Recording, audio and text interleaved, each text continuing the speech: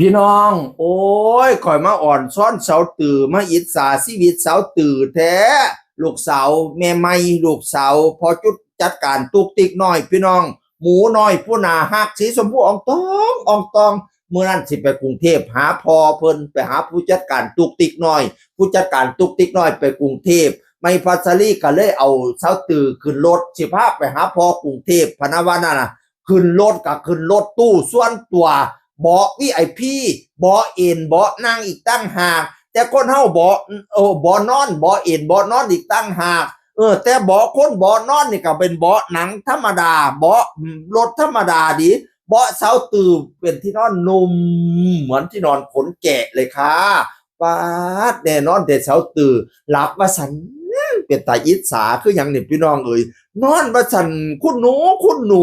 โอ้ยโพดพวกบักโน่บักแตงเด้อพี่น้องเด้อ แห่งตอนนี้กำลังสิตาหักเนาะมีซีนมีหนังมาใหม่ๆมาแต่อำเภอส้นแดนจังหวัดเพชรบูรณ์จอยปันกับย่างบางปันกับไม่ว่ามันสิบ่รอดพี่น้องเอ่ยบัดมาอยู่น้ำผู้จัดการตุกติกหน่อยมาอยู่กับไม่พัชรีเนาะโอ้ยมีแต่คนบอกปฏิบัติพัดถากมีแต่คนหักคนหอมเอาไปล้างห้านในว่าสันคนมาดูแลซอยกันแต่โกบโดยเฉพาะผู้จัดการตุกติกน้อยบ่เป็นอันขึ้นห้านหมอลำที่คันเสาตื่นบ่หลับบ่นอนน่ะเสาตื่นนอนผู้จัดการตุกติกน้อยจะได้ขึ้นห้านพี่น้อง ว่าจะดูแลลูกเพิ่นอยู่ดูแลดีเป็นตายซุมื้อนี้มีซีนมีหนังสีชมพูอ่องทองเป็นตาฮักเป็นตาแพงเป็นตาแย้งเป็นตาเบิงเสียผ้าบราดเวว่าซั่นซื้อให้ว่าซั่นว่าเป็นลูกน้อยอ้อยอินมื้อเช้าสีแดงมื้อแลงสีสิวก็ยังว่าเอ้ยซื้อสูตรให้สาวตื่นจนมาหาตรงอิจฉาซื้อให้แต่อีตื่อซื้อให้แต่อีตื่อมันล้ำบ่ได้พอความอีตื่อบ่ได้ใส่เสียใส่ผ้าอีโตงนี่มันเป็นปลาหำล้ำซะว่าซั่นว่าเราเครียดให้แม่ใหม่พี่น้องก็ซื้อให้แต่อีตื่ออีโตงรถปลาหำล้ำโอ้ยขอจังหวะโอ้ยไอ้เรื่องอยู่นั่นละชีวิตหมูตกถังข้าวสารบ่แม่นหนูตกข้าวสารถังข้าวสารดิหมูตกถังข้าวสารโอ้ยจะแม่นโตเนาะกำแพงอีแม่ก็เอ้ยหมองนอนกะอกไฟอย่างดี